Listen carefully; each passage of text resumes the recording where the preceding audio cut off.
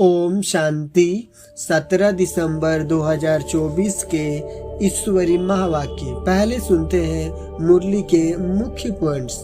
बाबा ने कहा, तुम अच्छी रीति जानते हो अब यह रात खत्म होने वाली है, अब भाग्य बदल रहा है, ज्ञान की वर्षा होती रहती है।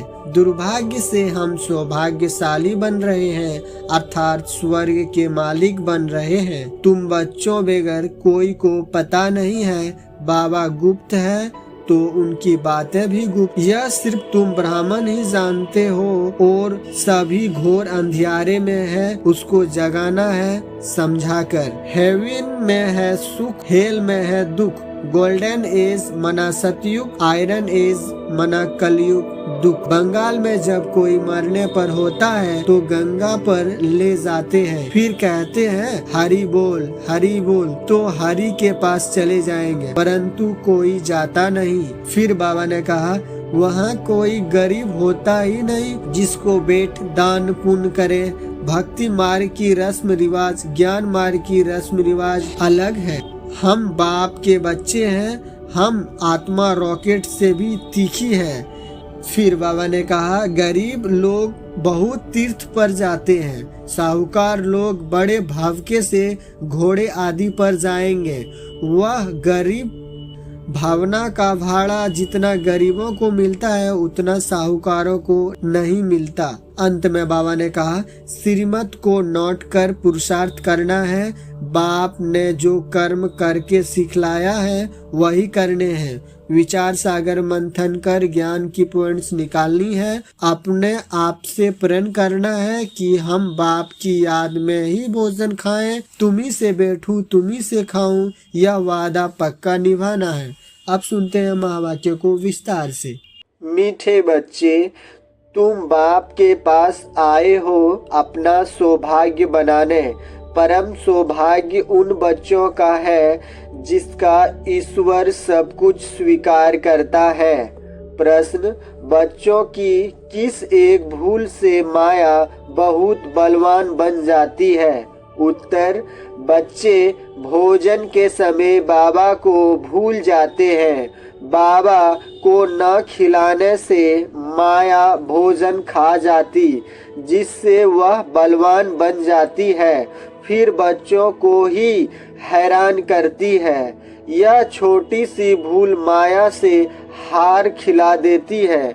इसलिए बाप की आज्ञा है, बच्चे याद में खाओ, पक्का प्रण करो, तुम्ही से खाओ। जब याद करेंगे तब वह राजी होगा। गीत, आज नहीं तो कल बिखरेंगे यह बादल। ओम शांति।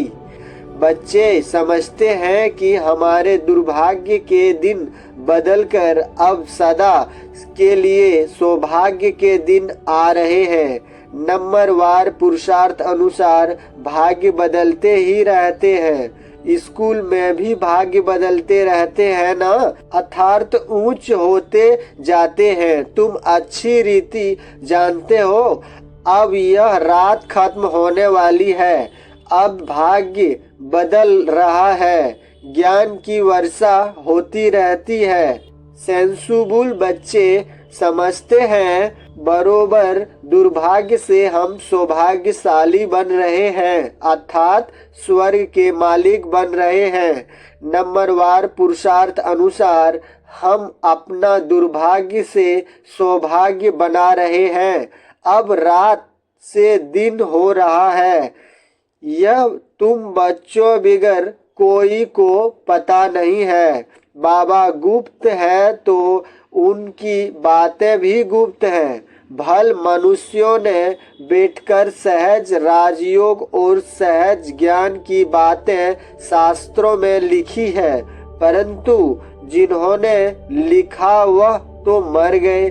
बाकी जो पढ़ते हैं वह कुछ समझ नहीं सकते हैं, क्योंकि बेसमझ है।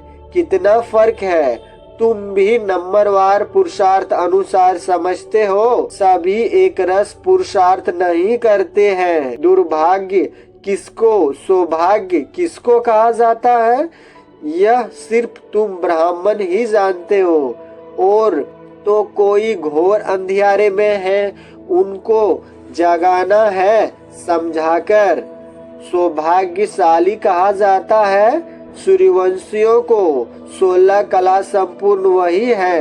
हम बाप से स्वर्ग के लिए सौभाग्य बना रहे हैं। जो बाप स्वर्ग रचने वाला है, अंग्रेजी जानने वालों को भी तुम समझा सकते हो। हम हेविनली गॉड फादर द्वारा हेवन का सौभाग्य बना रहे हैं। हेवन में है सुख, हेल में है दुख। गोल्डन एज मना सतयुग सुख, आयरन एज मना कलयुग दुख। बिल्कुल सहज बात है। हम अभी पुरुषार्थ कर रहे हैं, अंग्रेज क्रिश्चियन आदि बहुत आएंगे। बोलो, हम अब सिर्फ एक हेविनली गॉड फादर को याद करते हैं क्योंकि मौत सामने खड़ा है। बाप कहते हैं तुमको मेरे पास आना है। जैसे तीर्थ पर जाते हैं ना, बौद्धिक का अपना तीर्थ स्थान है, क्रिश्चियन का अपना, हर एक की रस्म रिवाज अपनी होती है। हमारी है बुद्धि योग की बात। जहाँ से पाठ बजाने आए हैं वहाँ फिर जाना है। वह है हेविल स्थापन करने वाला गॉड फादर। उसने हमको बताया है। हम आपको भी सच्चा पथ रास्ता बतलाते हैं। बाप गॉड फादर को याद करो तो अंतमति सोगति हो जाएगी। जब कोई बीमार पड़ते हैं तो उनको सभी जाकर सावधान करते हैं कि राम कहो। बंगाल में जब कोई मरने पर होता है तो गंगा पर ले जाते हैं, फिर कहते हैं हरि बोल हरि बोल, तो हरि के पास चले जाएंगे। परंतु कोई जाता नहीं है। सतयुग में तो कहेंगे नहीं कि राम राम कहो या हरि बोल कहो। द्वापर से अब यह भक्ति मार्ग शुरू होता है। ऐसे नहीं सतयुग में कोई भगवान या गुरु को याद किया जाता है, वहाँ तो सिर्फ अपनी आत्मा को याद किया जाता है। हम आत्मा एक शरीर छोड़ दूसरा लेगी, अपनी बादशाही याद पड़ती है। समझते हैं हम बादशाही में जाकर जन्म लेंगे। यह अब पक्का निश्चय है। शाही तो मिलनी ही है ना, बाकी किसको याद करेंगे अथवा दान पुण्य करेंगे। वहाँ कोई गरीब ही नहीं जिसको बेट दान पुण्य करे। भक्ति मार्ग की रस्म रिवाज अलग, ज्ञान मार्ग की रस्म रिवाज अलग है। अभी बाप को सब कुछ दे, 21 जन्म का वर्षा ले लिया, बस फिर दान पुण्य करने की दरकार नहीं। ईश्वर बाप को हम सब कुछ दे देते हैं, ईश्वर ही स्वीकार करते हैं। स्वीकार न करे तो फिर देवे कैसे? न स्वीकार करे तो वह फिर दुर्भाग्य स्वीकार करना पड़ता है ताकि उनका ममत्व मिटे। यह भी राज तुम बच्चे जानते हो। जब जरूरत ही नहीं होगी तो स्वीकार क्या करेंगे? यहाँ तो कुछ इकट्ठा नहीं करना है, यहाँ से तो ममत्व मिटा देना पड़ता है। बाबा ने समझाया है, बाहर कहाँ जाते हो तो अपने को बहुत हल्का समझो। हम बाप के बच्चे हैं। हम आत्मा रॉकेट से भी तीखी है। ऐसी देही अभिमानी हो। पैदल करेंगे तो कभी थकेंगे नहीं, देह का भान नहीं आएगा। जैसे कि यह टांगे चलती नहीं, हम उड़ते जा रहे हैं। देही अभिमानी हो तुम कहाँ भी जाओ। आगे तो मनुष्य तीर्थ आदि पर पैदल ही जाते थे, उस समय मनुष्यों की बुद्धि तमोप्रधान नहीं थी, बहुत श्रद्धा से जाते थे, थकते नहीं थे। बाबा को याद करने से मदद तो मिलेगी ना। भल वह पत्थर की मूर्ति है, परंतु बाबा उस समय अल्पकाल के लिए मनोकामना पूरी कर देते हैं। उस समय राजो प्रधान याद थी तो उससे भी बल मिलता था, थकावट नहीं होती थी। अभी तो बड़े आदमी झट थक जाते हैं, गरीब लोग बहुत तीर्थ पर जाते हैं, साहूकार लोग बड़े भबके से घोड़े आदि पर जाएंगे, वह गरीब तो पैदल चले जाएंगे। भावना का भाड़ा जितना गरीबों को मिलता है उतना साहूकारों को नहीं मिलता। इस समय भी तुम जानते हो बाबा गरीब निवाज है, फिर मूंझते क्यों हो, भूल क्यों जाते हो। बाबा कहते हैं तुमको कोई तकलीफ नहीं करनी है, सिर्फ एक साजन को याद करना है। तुम सभी साजनिया हो तो साजन को याद करना पड़े।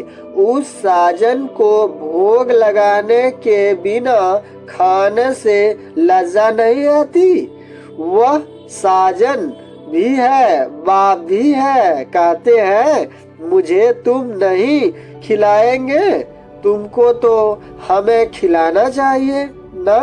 देखो बाबा युक्तियां बतलाते हैं, तुम बाप अथवा साजन मानते हो ना, जो खिलाता है पहले तो उनको खिलाना चाहिए।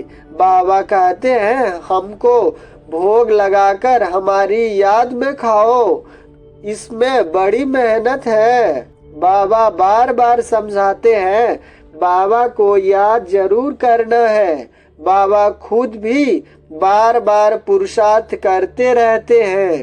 तुम कुमारियों के लिए तो बहुत सहज है, तुम सीढ़ी चढ़ी ही नहीं हो। कन्या की तो साजन के साथ सगाई होती ही है, तो ऐसे साजन को याद कर भोजन खाना चाहिए। उनको हम याद करते हैं और वह हमारे पास आ जाते हैं। याद करेंगे तो वासना लेंगे, तो ऐसी ऐसी बातें करनी चाहिए बाबा के साथ। तुम्हारी यह प्रैक्टिस होगी, रात को जगाने से अभ्यास पड़ जाएगा, तो फिर दिन में भी याद रहेगी। भोजन पर भी याद करना चाहिए। साजन के साथ तुम्हारी सगाई हुई है, तुम ही से खाऊं, यह पक्का प्रण करना है। जब याद करेंगे तभी तो वह खाएंगे ना। उनको तो वासना ही मिलनी है, क्योंकि उनको अपना शरीर तो नहीं है। कुमारियों के लिए तो बहुत सहज है, इनको जास्ती फैसिलिटीज सहूलियतें हैं। शिव बाबा हमारा सलोना साजन कितना मीठा है। आधा कल्प हमने आपको याद किया है, अभी आप आकर मिले हो। हम जो खाते हैं आप भी खाओ, ऐसे नहीं एक बार याद किया बस फिर तुम खुद खाते जाओ, उनको खिलाना भूल जाओ। उनको भूलने से उनको मिलेगा नहीं। चीजें तो बहुत खाते हो, खिचड़ी खिलाएंगे, आम खिलाएंगे, मिठाई खिलाएंगे, ऐसी थोड़ी ही शुरू में याद किया खल्लास, फिर और चीजें वह कैसे खाएंगे। साजन नहीं खाएंगे तो माया बीच में खा जाएगी, उनको खाने नहीं देगी। हम देखते हैं माया खा जाती है तो वह बलवान बन जाती है और तुमको हराती रहती है। बाबा युक्तियाँ सब बतलाते हैं, बाबा को याद करो तो बाप अथवा साजन बहुत राजी होगा। कहते हो बाबा तुम्ही से बैठूं, तुम्ही से खाऊं, हम आपको याद कर खाते हैं, ज्ञान से जानते हैं, आप तो वासना ही लेंगे। यह तो लौन का शरीर है, याद करने से वह आते हैं, सारा मदार तुम्हारी याद पर है। इसको योग कहा जाता है, योग में मेहनत है। सन्यासी उदासी ऐसे कभी नहीं कहेंगे। तुमको अगर पुरुषार्थ करना है तो बाबा की श्रीमत को नोट करो, पूरा पुरुषार्थ करो। बाबा अपना अनुभव बतलाते हैं, कहते हैं जैसे कर्म में करता हूँ तुम भी करो, वही कर्म मैं तुमको सिखलाता हूँ। बाबा को तो कर्म नहीं करना है, सतयुग में कर्म कूटते नहीं। बाबा बहुत सहज बातें बतलाते हैं, तुम्ही से बैठूं सुनूं, तुम्ही से खाऊं, यह तुम्हारा ही गायन है। साजन के रूप में वह बाप के रूप में याद करो, गाया हुआ है ना। विचार सागर मंथन कर ज्ञान की पॉइंट्स निकलते हैं। इस प्रैक्टिस से विकर्म भी विनाश होंगे, तंदुरुस्त भी बनेंगे। जो पुरुषार्थ करेंगे उनको फायदा होगा, जो नहीं करेंगे उनको नुकसान होगा। सारी दुनिया तो स्वर्ग का मालिक नहीं बनती है, यह भी हिसाब किताब है। बाबा बहुत अच्छी रीति समझाते हैं। गीत तो सुना, बरोबर हम यात्रा पर चल रहे हैं। यात्रा पर भोजन आदि तो खाना ही पड़ता है। सजनी साजन के साथ, बच्चा बाप के साथ खाएंगे। यहाँ भी ऐसे है, तुम्हारी साजन के साथ जितनी लगन होगी उतना खुशी का पारा चढ़ेगा। से बुद्धि विजयंती होते जाएंगे। योग मना दौड़ी, यह बुद्धि योग की दौड़ी है। हम स्टूडेंट हैं, टीचर हमको दौड़ना सिखलाते हैं। बाप कहते हैं ऐसे नहीं समझो कि दिन में सिर्फ कर्म ही करना है। कछुए मिसल कर्म कर फिर याद में बैठ जाओ। ब्रह्मी सारी दिन भू भू करती है, फिर कोई उड़ जाते कोई मर जाते। वह तो एक दृष्टांत है। यहाँ तुम भू भू कर आप समान बनाते हो, उसमें कोई का तो बहुत लब रहता है, कोई सड़ जाते हैं, कोई अधूरे रह जाते हैं, भाग्यंती हो जाते हैं, फिर जाकर कीड़ा बनते हैं। तो यह भू भू करना बहुत सहज है। मनुष्यों से देवता किए करत न लागी वार। अभी हम योग लगा रहे हैं, देवता बनने का पुरुषार्थ कर रहे हैं। यही ज्ञान गीता में था। वह मनुष्य से देवता बनाकर गए थे। सतयुग में तो सब देवताएं थे, जरूर उन्हों को संगम युग पर ही आकर देवता बनाया होगा। वहाँ तो देवता बनने का योग नहीं सिखलाएंगे। सतयुग आदि में देवी देवता धर्म था और कलयुग अंत में आसुरी धर्म। यह बात सिर्फ गीता में ही लिखी हुई है। मनुष्य को देवता बनाने में देरी नहीं लगती है, क्योंकि एम ऑब्जेक्ट बता देते हैं। वहाँ सारी दुनिया में एक धर्म होगा। दुनिया तो सारी होगी ना, ऐसी नहीं चीन यूरोप नहीं होंगे परंतु वहाँ मनुष्य नहीं होंगे। सिर्फ देवता धर्म वाले होंगे और धर्म वाले होते नहीं। अभी है कलयुग, हम भगवान द्वारा मनुष्य से देवता बन रहे हैं। बाप कहते हैं तुम 21 जन्म सदा सुखी बनेंगे, इसमें तकलीफ की कोई बात ही नहीं।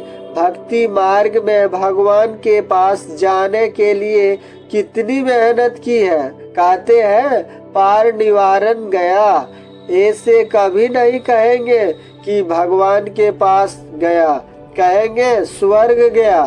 एक के जाने से तो स्वर्ग नहीं बनेगा, सबको जाना है। गीता में लिखा हुआ है, भगवान कालों का काल है, मच्छरों सदृश सभी को वापस ले जाते हैं। बुद्धि भी कहती है चक्र रिपीट होना है, तो पहले पहले जरूर सतयुगी देवी देवता धर्म रिपीट होगा, फिर बाद में और धर्म रिपीट होंगे। बाबा कितना सहज बतलाते हैं, मन मना भव। बस 5000 वर्ष पहले भी गीता के भगवान ने कहा था, लाडले बच्चे, अगर श्री कृष्ण कहेंगे तो दूसरे धर्म वाले कोई सुन न सके, भगवान कहेंगे तो सभी को लगेगा। गॉड फादर हैविल स्थापन करते हैं, जिसमें फिर हम जाकर चक्रवर्ती राजा बनेंगे। इसमें कोई खर्चे आदि की बात नहीं है, सिर्फ सृष्टि के आदि मध्य अंत को जानना है। तुम बच्चों को विचार सागर मंथन करना है। कर्म करते दिन रात ऐसे पुरुषार्थ करते रहो। विचार सागर मंथन नहीं करेंगे या बाप को याद नहीं करेंगे, सिर्फ कर्म करते रहेंगे तो रात को भी वही ख्यालात चलते रहेंगे। मकान बनाने वालों को मकान का ही ख्याल चलेगा। भल विचार सागर मंथन करने की रिस्पॉन्सिबिलिटी इन पर है, परंतु कहते हैं कलश लक्ष्मी को दिया तो तुम लक्ष्मी बनती हो ना। अच्छा, मीठे मीठे सिकलधे बच्चों प्रति माता पिता बाप दादा का याद प्यार और गुड मॉर्निंग। रूहानी बाप की रूहानी बच्चों को नमस्ते। धारणा के लिए मुख्य सार, पहला, श्रीमत को नोट कर पुरुषार्थ करना है। बाप ने जो कर्म करके सिखलाया है वही करना है। विचार सागर मंथन कर ज्ञान की पॉइंट्स निकालनी है। दूसरा, अपने आप से प्रण करना है कि हम बाप की याद में ही भोजन खाएंगे, तुम्ही से बैठूं तुम्ही से खाऊं, यह वायदा पक्का निभाना है। वरदान, कर्म और संबंध दोनों में स्वार्थ भाव से मुक्त रहने वाले बाप समान कर्मातीत भव। आप बच्चों की सेवा है सबको मुक्त बनाने की, तो औरों को मुक्त बनाते स्वयं को बंधन में बांध नहीं देना। जब हद के मेरे मेरे से मुक्त होंगे तब अव्यक्त स्थिति का अनुभव कर सकेंगे।